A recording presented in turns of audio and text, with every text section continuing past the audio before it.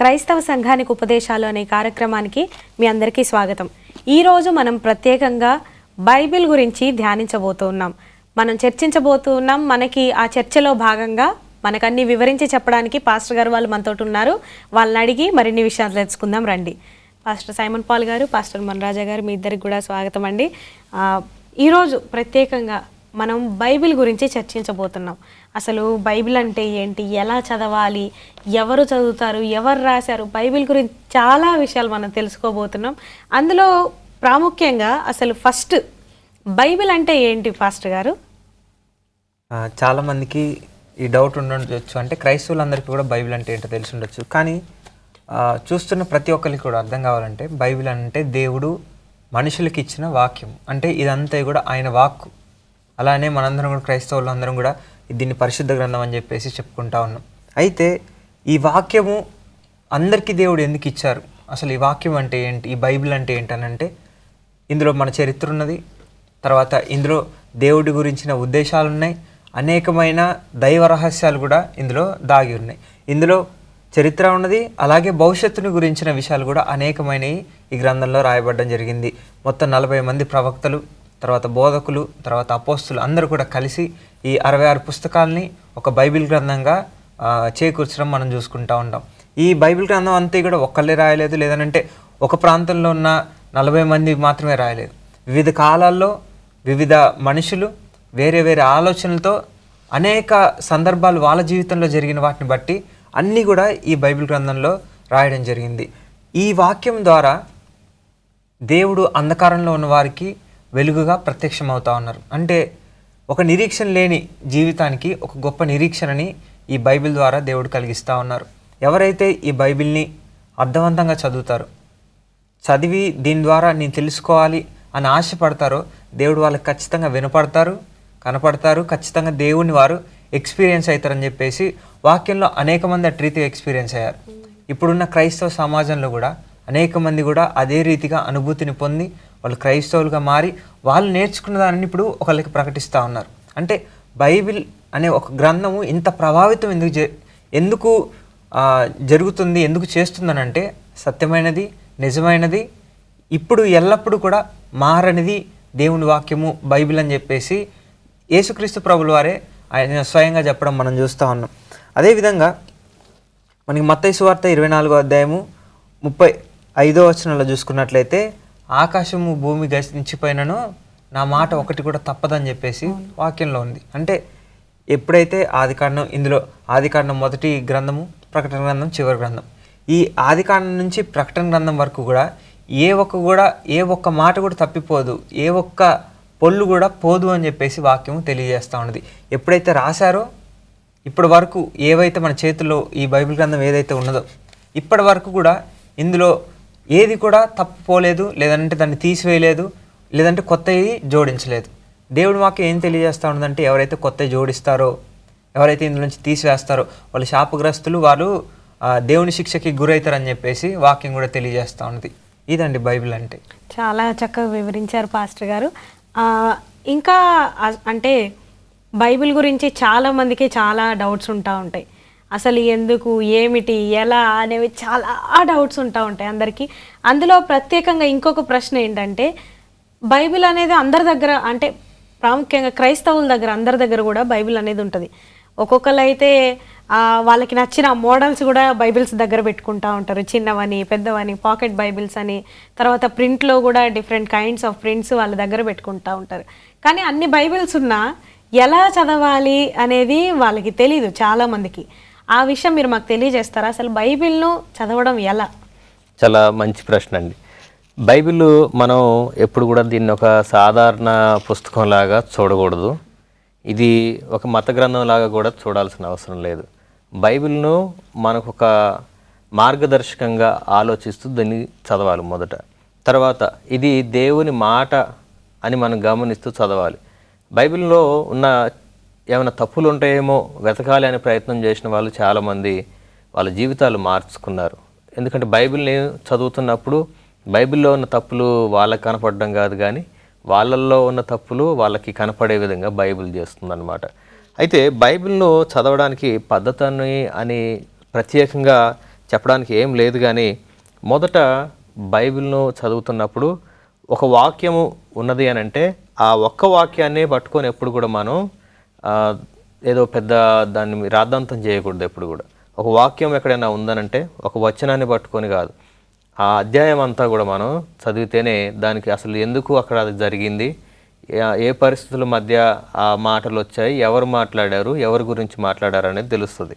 ఈ మధ్యకాలంలో ఈ బైబిల్ వ్యతిరేకులు చాలామంది ఏం చేస్తున్నారంటే ఇక్కడొక వాక్యము, ఇక్కడొక ముక్క, అక్కడొక ముక్క తీసుకొని బైబిల్లో ఇట్లాంటి చెడ్డ పదాలు ఉన్నాయి, చెడ్డవి ఉన్నాయి అని చెప్తా ఉన్నారు. కానీ అది సరైన పద్ధతి కాదు. బైబిల్లో ఒక వచనం కాదు, ఎందుకంటే ఆ వచనం అసలు ఎవరి గురించి రాయబడుతుంది, ఎవరి గురించి ఉద్దేశించింది అనేది కూడా మనం తెలుసుకోవాలంటే ఆ కాంటెక్స్ట్ అంతా చదవాలి. ఏ సమయంలో రాశారు, ఏ సందర్భంలో అది రాయడం జరిగింది, ఎవరి గురించి అవి మాట్లాడుతున్నారు అనేది లేకుండా మనం చదవకూడదు. ఎందుకంటే యోహాను సువార్త 6వ అధ్యాయము మనం గమనించినప్పుడు ఇక్కడ దేవుని శ్వాస ద్వారా, దేవుని ఆత్మ ప్రేరేపణ ద్వారా వచ్చిన మాటలుగా ఈ బైబిల్ వాక్యాన్ని మనం గమనించవచ్చు. అంటే దేవుని మాటల్లో మళ్ళీ మనకు జీవం ఉన్నది కనుక మనం చదువుతున్నప్పుడు నాకు జీవము కలుగుతుంది అనే ఉద్దేశంతో మనం చదవాలన్నమాట. అదేవిధంగా ఒక వచనం చదివినప్పుడు మనకు అర్థం కాకపోతే ఆ అధ్యాయం అంతా చదవాలి. ఆ అధ్యాయం కూడా అర్థం కాకపోతే దానికి ముందు వెనక ఉన్న అధ్యాయాలు కూడా మనం కలిపి చదివినప్పుడు అప్పుడు మాత్రమే అసలు ఆ బైబిల్ గురించిన ఆ వచనం గురించిన వివరణ మనకి అర్థమవుతుంది. తర్వాత కొన్ని సందర్భాల్లో ఈ ట్రాన్స్లేషన్కి సంబంధించిన తప్పిదాలు కూడా ఉండే అవకాశాలు ఉన్నాయి. కాబట్టి తర్జుమా తప్పిదాలు మనం తప్పించుకోవడానికి, అంటే వాటిలో నుంచి మనం బయటపడడానికి 2 లేదా 3 రకాల వర్షన్స్ను కూడా, తర్జుమా విధానాలను కూడా మనం గమనించి చదువుకున్నప్పుడు మనకి కన్ఫ్యూజన్ అనేది లేకుండా నిజమైన అర్థాన్ని మనం గ్రహించగలుగుతాం. చాలా చక్కగా వివరించారు పాస్టర్ గారు. మనం కార్యక్రమంలోనికి వెళ్ళబోయే ముందు చిన్న విరామం తీసుకొని మళ్ళీ వచ్చేద్దాం.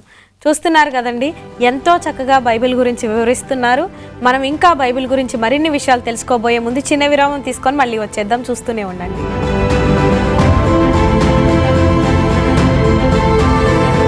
క్రైస్తవ సంఘానికి ఉపదేశాలనే కార్యక్రమంలోని బైబిల్ అనే ఎపిసోడ్కి మీ అందరికి కూడా తిరిగి స్వాగతం. బైబిల్ గురించి మరిన్ని విషయాలు తెలుసుకుందాం రండి. పాస్టర్ గారు, అసలు ఈ బైబిల్ చదివిన వారికి ఏం ఉపయోగం ఉందంటారు? అసలు ఎందుకు చదవాలి బైబిల్? మంచి ప్రశ్న అడిగారండి. ఇప్పుడు ఎప్పుడైతే నేను దేవుని తెలుసుకొని లేదనంటే ఇది దేవుని వాక్కు అని నేను ఎప్పుడైతే గ్రహిస్తానో అప్పుడు దేవుడు చెప్పిన మాటలు ఏంటో మనం తెలుసుకోవాలి. ఇప్పుడు ఎవరైనా ఒక మంచి వ్యక్తి ఒక మాట చెప్పారనుకోండి, ఆ మాట ఎందుకు చెప్పారు, ఏ సందర్భంలో చెప్పారు, ఏ విధంగా చెప్పారు అనే విషయాన్ని నేను గ్రహించి అది సరైనదా కాదా అని చెప్పేసి నేను పరిశోధించాలి. ఇప్పుడు అది సరైనదైతే దాన్ని నేనేం చేయాలి, పాటించాలి. అది సరైనది కానప్పుడు నేనేం చేయాలి, దాన్ని విడిచిపెట్టి సత్యం ఏదో గ్రహించాలి. అయితే వాక్యము సత్యాన్ని బోధిస్తుందని చెప్పేసి మనకి స్పష్టంగా చదివిన వాళ్ళందరూ కూడా దాన్ని గ్రహించి చెప్పారు. వాక్యమే ఇది సత్యమైన వాక్యం అని చెప్పేసి వాక్యంలో కూడా చెప్పబడింది. ఇందులో ఎవరైనా తప్పు చేసినట్లయితే చేసిన తప్పును చూపించారు, ఎవరైనా మంచి చేసినట్లయితే చేసిన మంచిని చూపించారు. ఏది కూడా దాచిపెట్టలేదండి. ప్రతి ఒక్కటి కూడా ఎంత గొప్ప భక్తుడైనా అతను తప్పు చేసినప్పుడు అతను చేసింది తప్పు, దానికి శిక్ష పొందుకున్నాడు అని చెప్పేసి ఖచ్చితంగా దేవుడు వాక్యంలో చూపించారు. ఇప్పుడు నాకు ఉపయోగం ఏంటనంటే వాక్యము తప్పుని మంచిని చూపిస్తుంది. ఏది మంచి ఏది తప్పు అనేది మనకి స్పష్టంగా చూపిస్తుంది.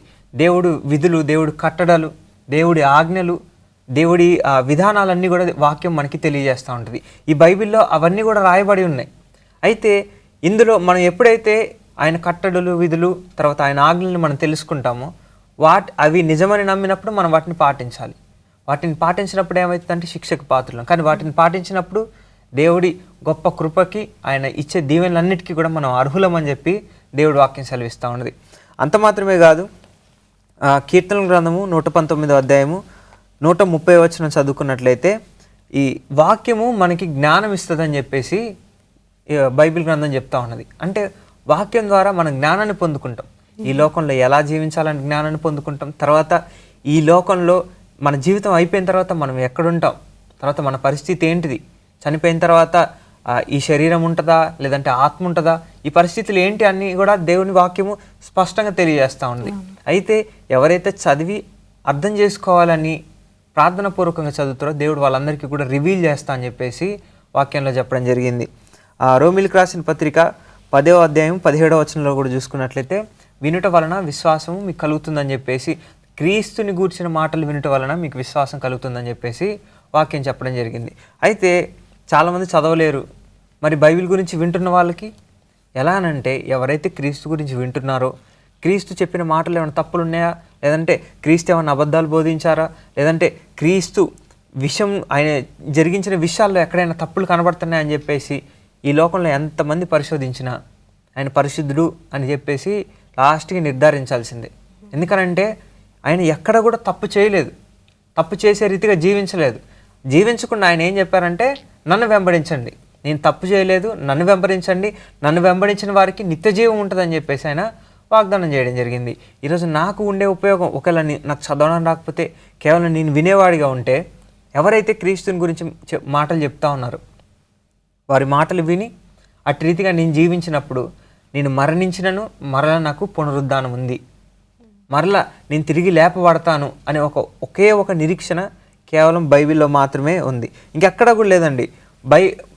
ఈ బైబిల్ అనేది మనకి ఒక లాస్ట్ హోప్ అన్నట్టు. ఈ పుస్తకం ఇది దేవుని వాక్కు కాబట్టి, అది సత్యమైనది కాబట్టి, మనకున్న ఒకే ఒక చివరి నిరీక్షణ ఏంటనంటే దేవుని వాక్యము, ఆయన విధులు, ఆయన కట్టడలు, వాటిలో నడిచిన వారికి ఉండే ప్రతిఫలము, వాటిలో నడవని వారికి ఉండే శిక్ష.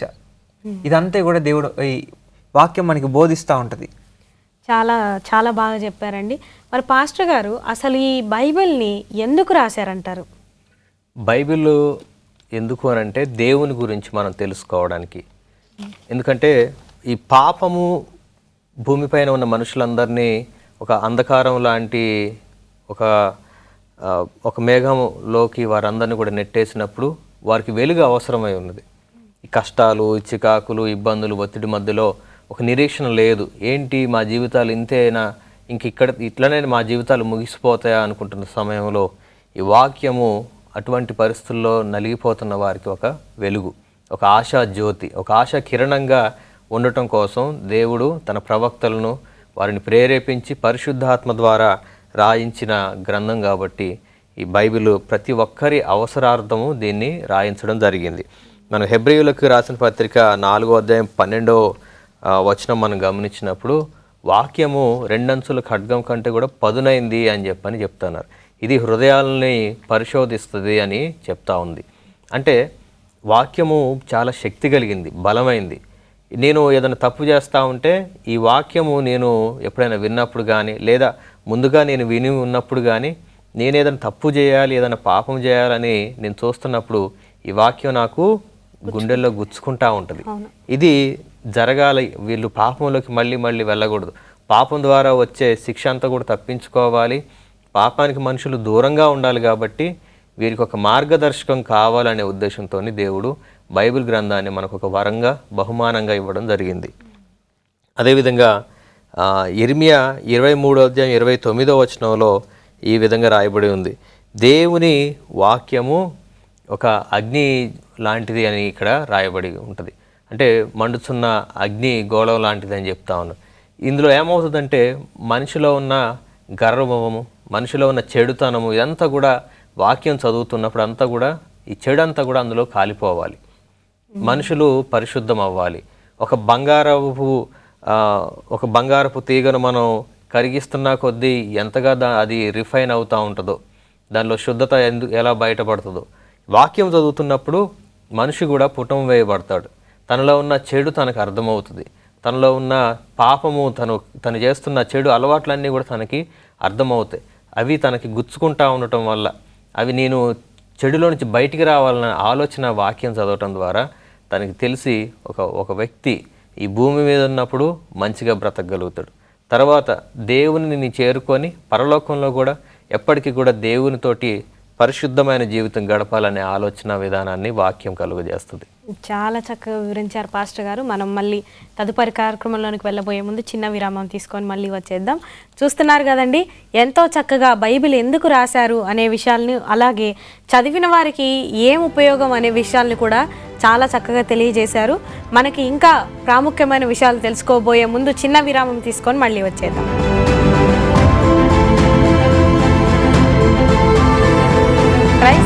సంఘానికి ఉపదేశాలనే కార్యక్రమంలోని బైబిల్ అనే ఎపిసోడ్కి మీ అందరికి కూడా తిరిగి స్వాగతం అండి. మరిన్ని విషయాలు మనం బైబిల్ గురించి తెలుసుకుందాం రండి. పాస్టర్ గారు, అసలు ఈ బైబిల్ పరిశుద్ధ గ్రంథం అనేది క్రీస్తు గురించి ఏం చెప్తుంది? మంచి ప్రశ్న అండి. ఎందుకనంటే బైబిల్ మొత్తం కూడా క్రీస్తుని గురించిన సందేశాలే ఉన్నాయి. అంటే ఆయన ఆత్మ ద్వారా ఇన్స్పైర్ అయ్యి ఈ వాక్యం అంతా కూడా రాయబడింది. మొదటి నుంచి కూడా, మొదటి పాపం జరిగినప్పటి నుంచి కూడా యేసుక్రీస్తు ప్రభుల వారు భూమి మీదకి రావడానికి, అదేవిధంగా వచ్చిన తర్వాత ఆయన ఏం చేశారు, ఆ తర్వాత ఆయన చనిపోయి మళ్ళీ తిరిగి లేచి తర్వాత ఆయన శిష్యుల మధ్యలో ఏ రీతిగా ఉన్నారని చెప్పేసి మొదటి నుంచి చివరి వరకు కూడా ఎవరి గురించి రాయబడిందనంటే యేసుక్రీస్తు ప్రభుల వారి గురించి రాయబడి ఉన్నది. ఆయన వస్తారని, ఈ రీతిగా వస్తారని, వచ్చిన తర్వాత పాపాలన్నింటినీ కూడా క్షమించడానికి ఆయన క్రయధనంగా ఆయనను అర్పించుకుంటారని చెప్పేసి వాక్యంలో రాయబడినది. అయితే ఇంకా స్పష్టంగా క్లియర్గా చెప్పాలంటే యేసుక్రీస్తు ప్రభుల వారు ఈ భూమి మీదకి ఎందుకు వచ్చారంటే పాపుల్ని క్షమించి వారిని రక్షించడానికి, తర్వాత అంధకారంలో ఉన్న వారిని విడిపించడానికి, బందీలుగా ఉన్న వారిని విడిపించడానికి ఆయన వచ్చారంట. అయితే ఏ బందీలుగా ఉన్నాం, ఏ అంధకారంలో ఉన్నాం, మనం ఎవరైనా జైల్లో లేం కాదంటే పాపంలో మనం బందీలుగా ఉన్నాం, పాపంలో బంధకాల్లో మనం జీవిస్తూ ఉన్నాం. దీని గురించి యేసుక్రీస్తు ప్రభుల వారు ఆది అందు జరిగిన పాపాన్ని తన మీద వేసుకొని, ఈ భూమి మీద ఉన్న ప్రతి మానవాళి పాపమును తన మీద వేసుకొని, ఇప్పుడు పాత నిబంధనలు అయితే కోడెలని కానీ, గొర్రెల్ని కానీ, మేకల్ని కానీ వీటిని బలిచ్చేవారు. అంటే నా ఒకటి పాపానికి ఒక కోడె, లేదంటే ఒక మేక, లేదంటే ఏదో ఒకటి బలి అర్పణగా ఇచ్చేవాళ్ళు. కానీ ఈ వాళ్ళు మనుషులు పాపం చేయడము, ఆ తర్వాత పాపం ఎక్కువైపోయి ఏదో ఒక పశువుని బలి ఇవ్వడం, దీని ద్వారా బలులు ఎక్కువైపోతా ఉన్నాయి కానీ పాపము మారట్లేదు. అందుకని యేసుక్రీస్తు ప్రభుల వారు భూమి మీదకి వచ్చి నీతిమంతుడిగా ఏ రీతిగా జీవించాలని చూపించి, తర్వాత పాపములన్నిటినీ కూడా ఆయన మీద వేసుకోవడం మాత్రమే కాదు, ఆయన బలిగా ఆయన అర్పించబడ్డారు. ఇప్పుడు దేవుడు బలిగా అర్పించబడడం వల్ల మనకేమొచ్చిందనంటే ఈ మేకలు, కోడలు వీటి రక్తం ద్వారా మనందరికీ కూడా రక్షణ లేదు. కానీ యేసుక్రీస్తు ప్రభుల వారి రక్తం ద్వారా సర్వ మానవాళికి కూడా రక్షణ కలిగింది. ఎందుకంటే దేవుడే స్వయంగా మానవ రూపంలో వచ్చి ఆయన బలిగా అర్పించుకున్నారు కాబట్టి ఈ వాక్యంలో యేసుక్రీస్తు ప్రభుల వారి గురించి అన్ని విషయాలు రాయబడి ఉన్నాయి. ఒక విషయం అని కాదు, 2 విషయాలని కాదు, లేదంటే ఆయన ఎక్కడ ఉంటారని కాదు, ఆయన మనతో ఉంటానని చెప్పారు, మనతో ఉంటూ మన ద్వారా కార్యాలు జరిగిస్తానని చెప్పారు, ఆయన ఆత్మరూపంగా ఉన్నారు, ఆయన శరీరధారిగా భూమి మీదకి వచ్చారు. ఈ రీతిగా యేసుక్రీస్తు ప్రభుల వారి గురించి అన్ని విషయాలు కూడా వాక్యంలో రాయబడ్డాయి. చాలా బాగా చెప్పారండి. పాస్టర్ గారు, మీరు కూడా చెప్పండి, అసలు ఈ బైబిల్ పరిశుద్ధ గ్రంథం అనేది యేసుక్రీస్తు గురించి ఏం చెప్తుంది? మొదటి అధ్యాయము ఆదికాండం నుంచి కూడా చివరి అధ్యాయం ప్రకటన గ్రంథం వరకు కూడా ప్రతి మాట కూడా యేసుక్రీస్తుకు సంబంధించిన విషయమే. అక్కడ సృష్టి ఆరంభంలో ఉన్నది యేసుక్రీస్తే, తర్వాత మోషేకు కనిపించింది యేసుక్రీస్తే. ఇలా చూస్తూ పోతే ప్రతి చోట కూడా దర్శనాల ద్వారా మాట్లాడింది వారు, ప్రతి చోట కూడా యేసుక్రీస్తు గురించే ఉంది. తర్వాత బందిఖానాలో ఉన్నప్పుడు, వారు బానిసత్వంలో ఉన్నప్పుడు నిరీక్షణ కలిగించే మాటల గురించి కూడా, ఒక మెస్సయ్య వస్తాడని చెప్పింది కూడా యేసుక్రీస్తు గురించి. ఇదంతా జరిగిపోయిన తర్వాత ఒక మెస్సయ్యగా శరీరధారిగా భూమి మీదకి వచ్చిన తర్వాత సువార్తలు కావచ్చు, పత్రికలు కావచ్చు, సువార్తల్లోనేమో యేసుక్రీస్తు జీవించిన విధానం అంతా కూడా రాయబడి ఉంది. తర్వాత ఇంకా చూస్తే యేసుక్రీస్తు అనంతరం ఆయన శిష్యులు ఏ విధంగా పరిచర్య చేస్తూ వెళ్ళారు, వాళ్ళు యేసుక్రీస్తుతోటి ఎలాంటి సంబంధం కలిగి ఉన్నారు, మొదటి నుంచి కూడా చివరి వరకు కూడా. మన చివరి ప్రకటన గ్రంథంకి వచ్చేటప్పటికి రాబోయే కాలంలో యేసుక్రీస్తు రారాజుగా ఎలా మళ్ళీ తిరిగి వస్తారనే విషయాలు కూడా ఈ బైబిల్ గ్రంథంలోనే రాయబడి ఉన్నాయి. నా ఉద్దేశంలో బైబిల్ మొదటి నుంచి ప్రతి గ్రంథంలో కూడా యేసుక్రీస్తే సెంటర్ ఆఫ్ అట్రాక్షన్గా మనం గమనించాలి.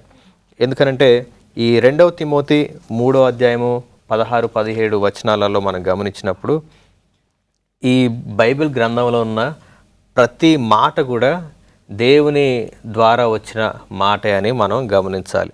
దేవుని శ్వాస ద్వారా ఈ వచ్చిన మాటలు ఇవన్నీ.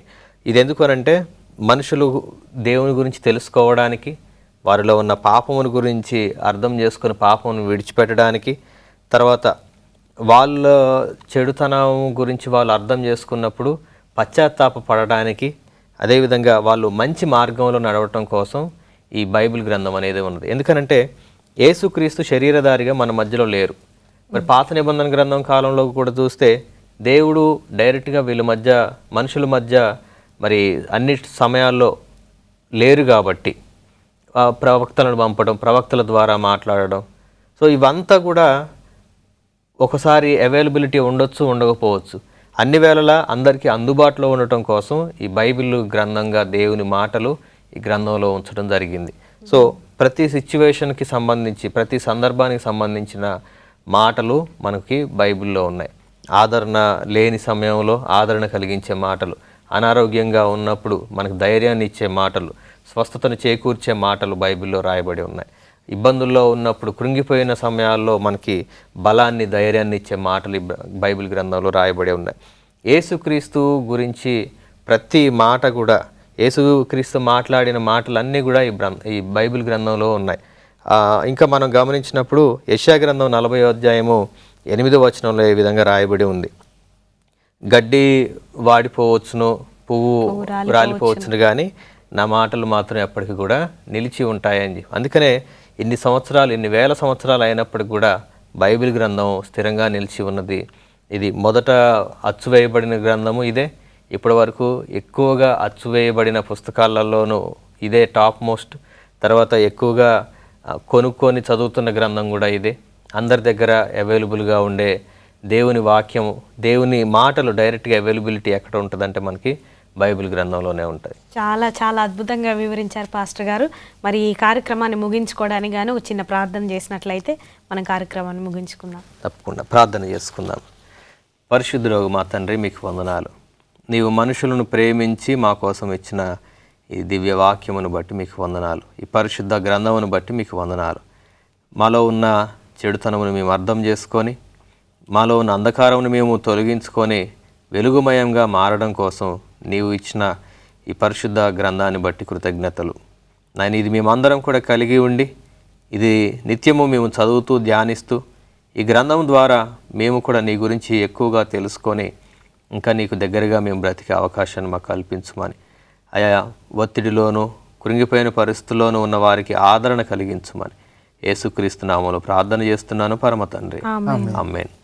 ఇవన్నీ కూడా మాకు ఇంత చక్కగా వివరించినందుకు మీ ఇద్దరికి కూడా ప్రత్యేకమైన ధన్యవాదాలండి. చూస్తున్నారు కదండి, ఎంతో చక్కగా బైబిల్ గురించి మనం అనేక విషయాలు ఈరోజు తెలుసుకున్నాం. ఈ ఎపిసోడ్ ద్వారా చాలామంది మీకు బైబిల్ గురించిన జ్ఞానాన్ని సంపాదించుకున్నారని నేను నమ్ముతున్నాను. అలాగే ఇంకా మరిన్ని విషయాలు మనం ఈ వాక్యం గురించి తెలుసుకోవాలంటే చూస్తూనే ఉండండి మా ఈ కార్యక్రమాన్ని. తదుపరి ఎపిసోడ్లో మళ్ళీ కలుసుకుందాం.